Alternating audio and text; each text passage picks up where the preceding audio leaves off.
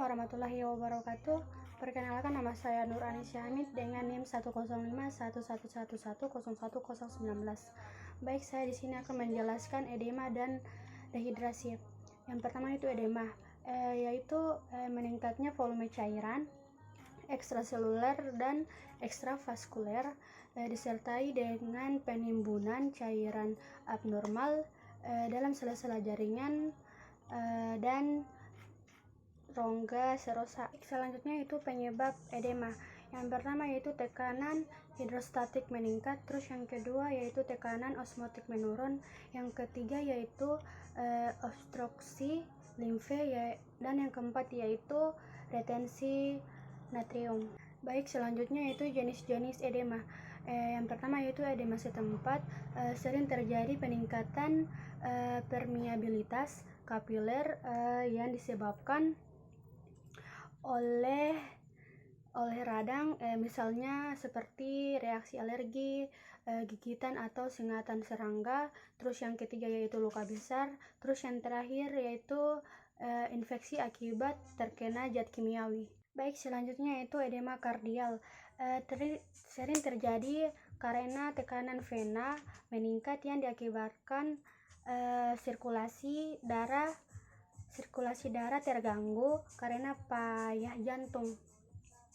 Edema ini bersifat sistematik, tapi paling nyata terkena bagian paling bawah yaitu kaki penderita. Baik, adapun dampak edema yaitu gejala yang tampak tergantung dari kondisi dan lokasi jaringan yang bengkak. Edema ringan karena peradangan tidak menimbulkan gejala. Terus gejala yang muncul dan dirasa oleh penderita berupa anggota tubuh, misalnya lengan atau tungkai menjadi bengkak, sulit digerakkan dan sulit berjalan.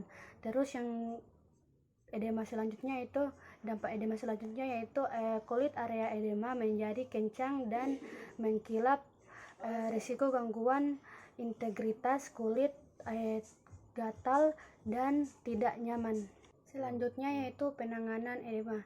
Yang pertama, jika edema ringan, yang pertama harus dilakukan yaitu menurunkan berat badan jika berlebih. Yang kedua yaitu menghindari posisi duduk atau berdiri terlalu lama.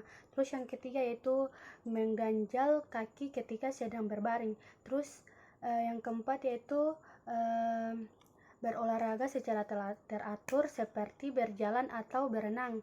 Selanjutnya itu mengurangi asupan garam dan makanan. Terus menggunakan stocking khusus untuk mencegah tungkai bertambah bengkak. Jika dia edema parah, dia harus terapi sesuai penyebabnya. Yang pertama yaitu edema alergi, dia harus anti alergi. Edema obstruksi atau sumbatan pembuluh darah, dia harus pengencer darah. Terus yang ketiga itu edema penyakit jantung, terus dia harus diuretik. Terus edema karena penurunan albumin, terapi albumin.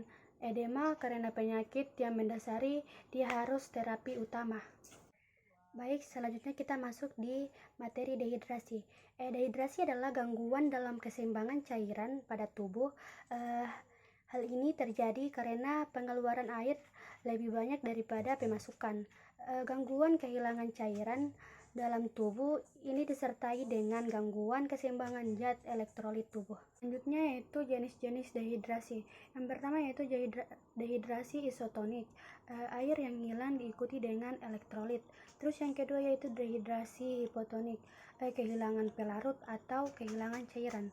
Dehidrasi hipertonik yaitu kehilangan cairan atau kehilangan pelarut. Baik, selanjutnya yaitu gejala dehidrasi. Yang pertama dia merasakan haus, terus yang kedua sedikit atau tidak ada produksi urin sama sekali. Terus yang ketiga keringnya cairan pada mulut, mata, serta kulit, elastisitas kulit menurun. Terus mata cekung, suhu tubuh meningkat, denyut jantung dan frekuensi napas bertambah cepat. Yang terakhir yaitu gangguan kesadaran, mulai dari delirium atau kebingungan hingga koma atau kematian. Prinsip utama pengobatan dehidrasi adalah pergantian cairan. Pergantian cairan ini dapat berupa banyak minum. Bila minum gagal, maka dilakukan pemasukan cairan melalui infus. Tapi yang utama di sini adalah pergantian cairan sedapat mungkin ini dari minuman. Baik, terima kasih.